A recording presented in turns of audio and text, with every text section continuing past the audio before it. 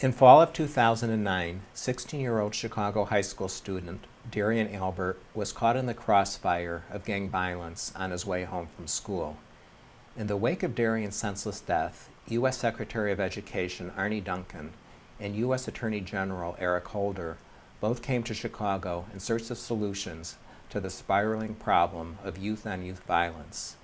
The American Institute of Sindhulogy, a nonprofit organization dedicated to promoting peace through intercultural exchange and awareness, wrote to Secretary Duncan with a solution: age-appropriate classroom curriculum based on the nonviolent practices of Mahatma Gandhi, Dr. Martin Luther King, Nelson Mandela, and others.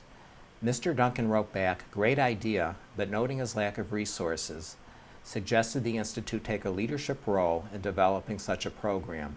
2 years later, the Institute is launching a community-based nonviolence pilot program in the Chicago suburb of Evanston, Illinois, an economically and racially diverse community of about 65,000 residents. Evanston Mayor Elizabeth Tisdahl expressed her support with the accompanying video message on the importance of listening, appreciating differences, and working together. Please take a few minutes to watch it, then contact the Institute through this website to find out how you too can be part of the solution. Thanks for your time, and we hope to hear from you soon.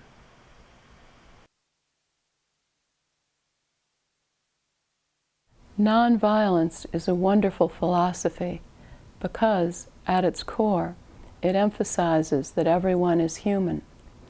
It is founded on a respect for all people, not just people who are like me. Nonviolence encourages us to open our hearts and listen to people with whom we may disagree.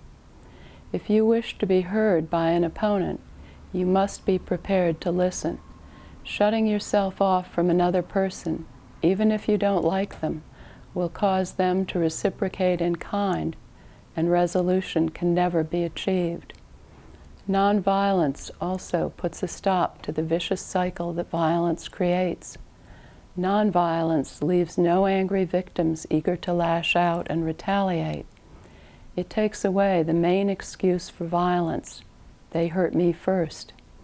Instead, it creates an opportunity for dialogue and compromise. It is especially imperative to teach this to our children and youth. As a community, we should endorse and embrace an atmosphere of peaceful dialogue and nonviolence, even in our disagreements.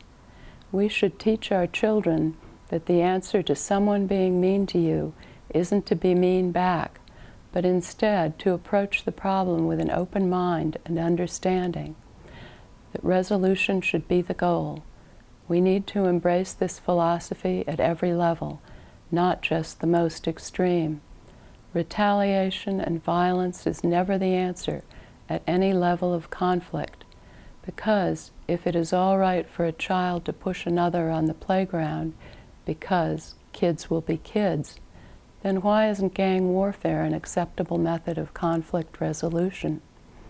Violence should be distasteful at every level, not just the most extreme.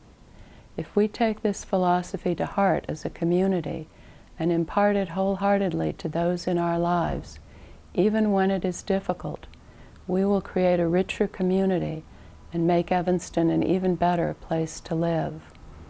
Martin Luther King said it best: nonviolence means avoiding not only external physical violence, but also internal violence of spirit.